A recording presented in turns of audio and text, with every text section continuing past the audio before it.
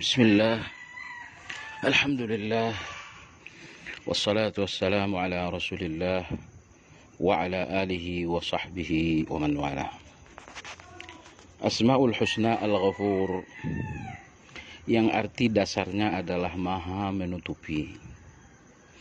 Lalu kemudian diartikan dalam bahasa Indonesia dengan maha mengampuni. Karena setiap dosa-dosa yang telah ditutupi oleh Allah, dirahasiakan oleh Allah, berarti Allah Subhanahu wa ta'ala mengampuninya. Sehingga mengartikan Al-Ghafur yang arti dasarnya maha menutupi dengan maha mengampuni tidaklah keliru. Lantas apa saja ibadah-ibadah yang terkandung di dalam Asma'ul Husna Al-Ghafur?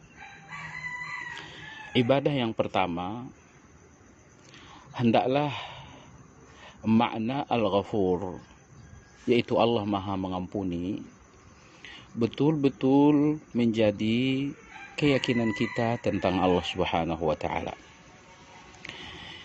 Jadi berapa lama pun kita berjalan di atas dosa,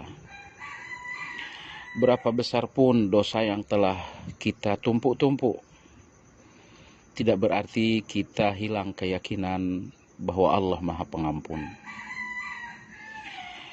Sebesar apapun dosa kita, ampunan Allah jauh lebih besar.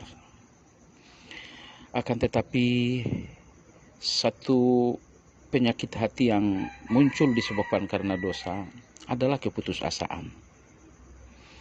Rata-rata orang yang banyak berdosa mudah atau rentan melihat Allah dengan putus asa.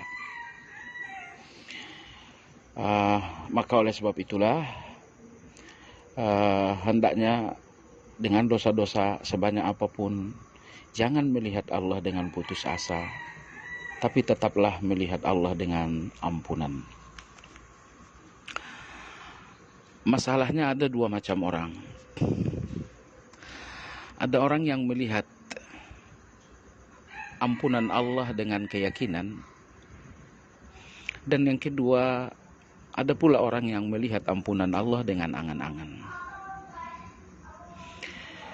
Apabila Anda melihat ampunan Allah dengan keyakinan, berarti Anda telah menjalankan syarat-syarat ampunan itu. Tapi kalau Anda yakin terhadap ampunan Allah, sementara syarat-syarat ampunan tidak dijalankan, Anda tidak meyakini ampunan, tapi berangan-angan terhadap ampunan. Jadi bedakan antara keyakinan dan optimisme dengan angan-angan. Keyakinan terhadap ampunan berarti harus ada kesungguhan menjalankan syarat-syarat untuk diampuni. Adapun Anda yakin sekali dengan ampunan, sementara Anda tidak menjalankan syarat-syarat dari ampunan itu, sesungguhnya Anda tidak dinamakan dengan yakin, tapi berangan-angan. Nah, maka kalau begitu, Asma'ul Husna Al-Ghafur harus menjadi satu keyakinan, di mana keyakinan itu menuntut sejumlah syarat-syarat. Di antara syarat terpenting untuk mendapatkan ampunan Allah adalah bertaubat. Dan sebagian orang menduga bahwa taubat adalah ibadah orang-orang yang berdosa,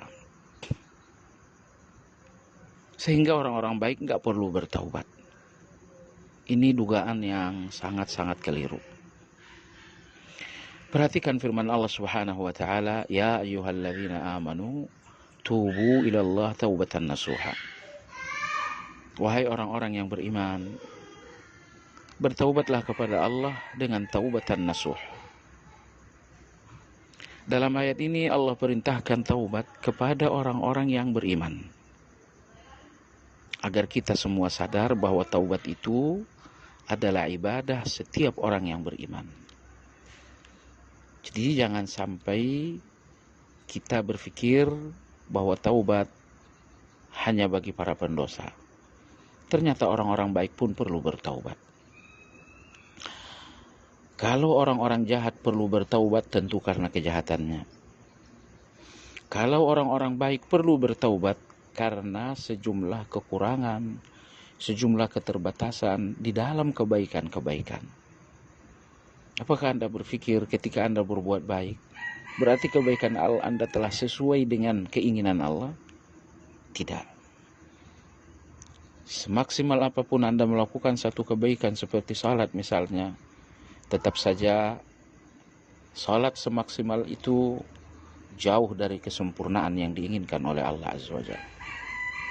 Hanya saja Allah Maha Pengasih, Allah Maha Penyayang. Allah menerima perjuangan kita untuk melakukan satu kebaikan, meski Allah melihat kebaikan-kebaikan ini jauh dari kesempurnaan.